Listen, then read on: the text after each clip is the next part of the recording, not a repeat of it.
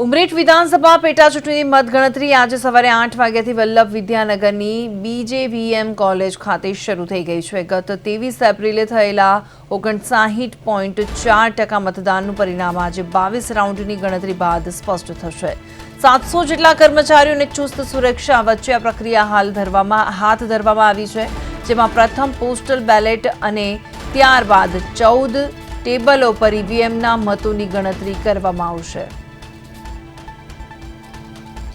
ઉમરેઠ પેટા ચૂંટણીની આજે મતગણતરી છે, સવારથી શરૂ થઈ ગઈ છે। વિદ્યાનગરની બીજેવીએમ કોલેજમાં મતગણતરી કેન્દ્ર ઊભું કરવામાં આવ્યું છે અને 14 ટેબલ પર 22 રાઉન્ડમાં ગણતરી થશે અને કુલ 70 જેટલા અધિકારીઓ મતગણતરી પર ફરજ બજાવી રહ્યા છે। અંતે 5 મથકોની વીવીપેટ સ્લીપ ગણવામાં આવશે। વિદ્યાનગરની બીજેવીએમ કોલેજમાં મતગણતરી કેન્દ્ર ઊભું કરવામાં આવ્યું છે। અંતે 5 મથકોની વીવીપેટ સ્લીપ ગણવામાં આવશે। 14 ટેબલ પર 12 રાઉન્ડમાં મતગણતરી થશે। ઉમરેઠ પેટા ચૂંટણીનું જે આજે મતગણતરી છે તેને લઈને સવારથી જ મતગણતરીની પ્રક્રિયા ચાલુ થઈ ગઈ છે અને પોલીસ બંદોબસ્ત વચ્ચે આ ગણતરી કરવામાં આવી રહી છે। કુલ 70 જેટલા અધિકારીઓ મતગણતરીમાં ફરજ બજાવી રહ્યા છે અને અંતે 5 મથકોની વીવીપેટ પ્રક્રિયા સ્લીપ પર જ આ ગણતરી થશે। વિદ્યાનગરની બીજેવીએમ કોલેજમાં મતગણતરી કેન્દ્ર ઊભું કરવામાં આવ્યું છે। 14 ટેબલ પર 22 રાઉન્ડ ગણતરી કરવામાં આવશે। કુલ 70 જેટલા અધિકારીઓ મતગણતરી પર ફરજ બજાવી રહ્યા છે। અંતે 5 મથકોની વીવીપેટ સ્લીપ ગણવામાં આવશે। ઉમરેઠ પેટા ચૂંટણીની મતગણતરીની શરૂઆત થઈ ગઈ છે। વહેલી સવારથી આ મતગણતરીની શરૂઆત થઈ ગઈ છે અને કોઈ અનિચ્છનીય ઘટના ન ઘટે તેને લઈને ચુસ્ત પોલીસ બંદોબસ્ત વચ્ચે આ મતગણતરી કરવામાં આવી રહી છે। કુલ 14 ટેબલ પર 22 રાઉન્ડની ગણતરી થશે।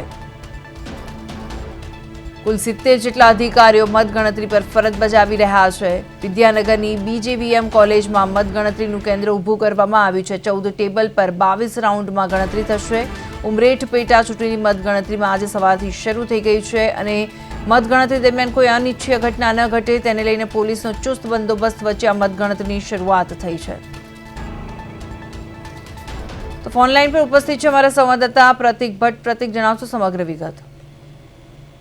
ચોક્કસથી વાત કરીએ તો ખેડા જિલ્લાના આણંદ જિલ્લાના જે ઉમરેઠ નું જે મતગણતરી હાલ ધરવામાં આવી છે। વાત કરીશું જે પેટા ચૂંટણી થઈ રહી હતી તેમાં